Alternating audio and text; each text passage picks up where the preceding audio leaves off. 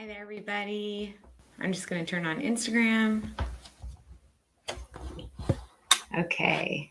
Hi there, everybody. I am Wendy Margolin, and I help businesses stand out online with content marketing.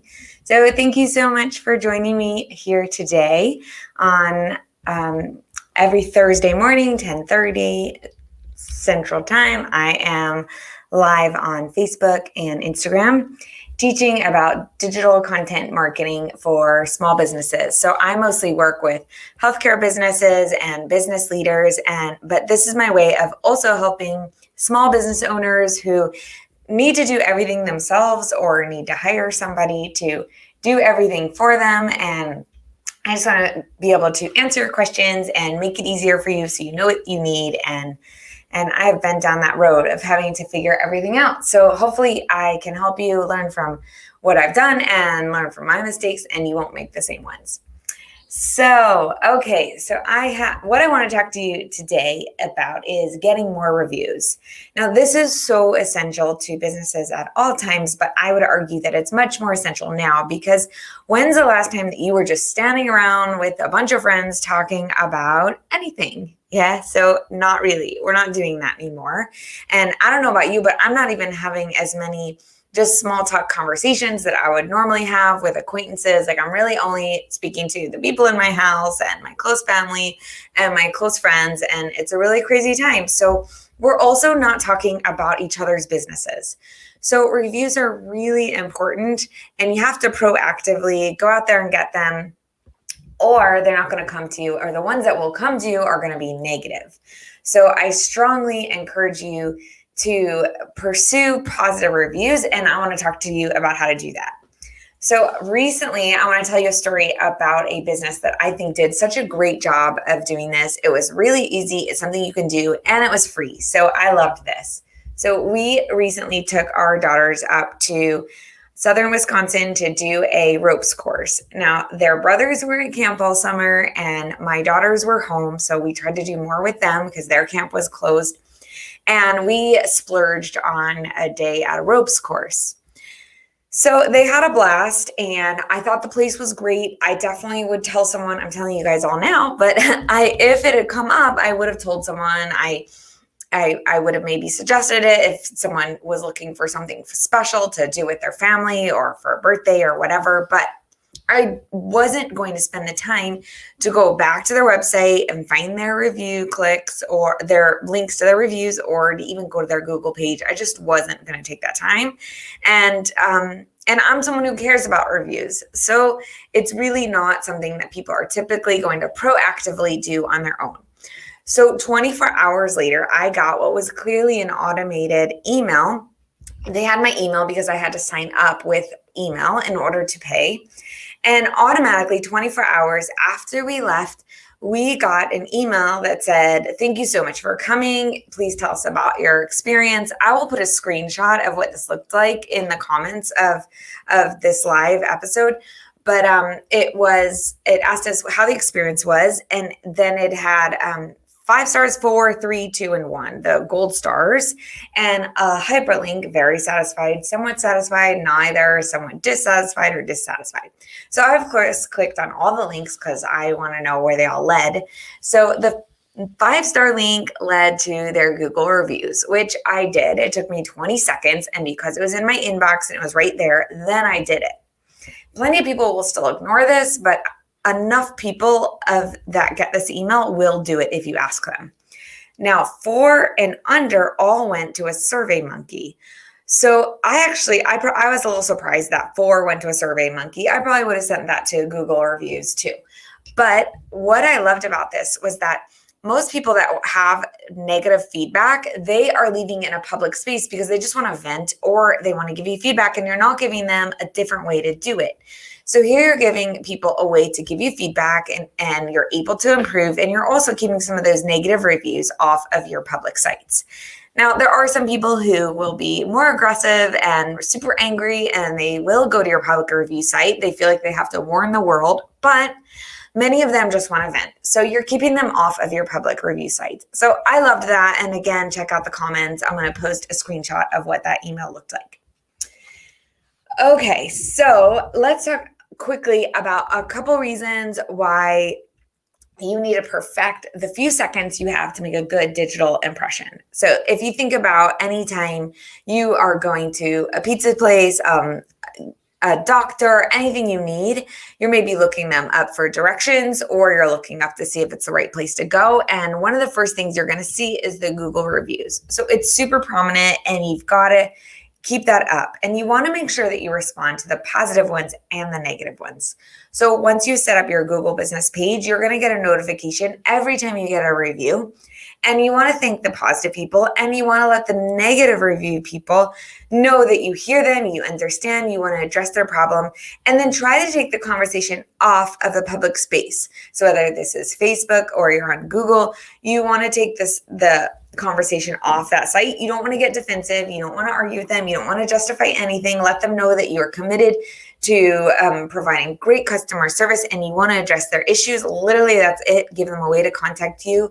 And if it's Facebook, you could actually private message them and just take it out of that public space. But you will look bad, even if you're justified in being defensive, which most cases you probably are. You still don't want to go there in a public way. Now, something that's really nice about if they brought a legitimate concern and you're able to address it is that sometimes people will go back and change their rating and give feedback about how you solve their problem. So that transparency is awesome for your business. So take the time and pay attention to the reviews and take care of them. Okay, so I want to talk to you about what to do once you get positive reviews. So there's a lot of things you could do with this. One is that you can create a feed from Google of your reviews on your site. So if someone were to Google reviews of your business, they might get to the Google reviews, but also high ranking in the URLs that come up in the search engine will be the feed on your website with your reviews. So that's a great way to get them to your website when they're trying to find out more about you. You also can take a review and screenshot it from Google and post it to social media, to Instagram or Facebook or LinkedIn. And you also can copy those and put them on your website just as a testimonial, like on your homepage, which I talked about last week. I talked about testimonials and where you should put those. So I highly recommend doing that. And so use those reviews. And when you are posting them, you can ask people to leave you more. So that is a great way to encourage more by putting a positive one. And you'll often get more people being like, oh yeah, I love this pediatrician or this dentist. I've had a great experience as well. And then you get a whole slew of reviews in the comments. So it's really positive, and you can give links for them to review you as well. When they say something positive, you can reply, thank you so much. If you have a minute, leave us a review, and you give them the link. So you're constantly making it easy and reminding people how much you depend on those reviews. And if they're happy with your business, then they will feel a responsibility to do something back for you. So I highly recommend doing that.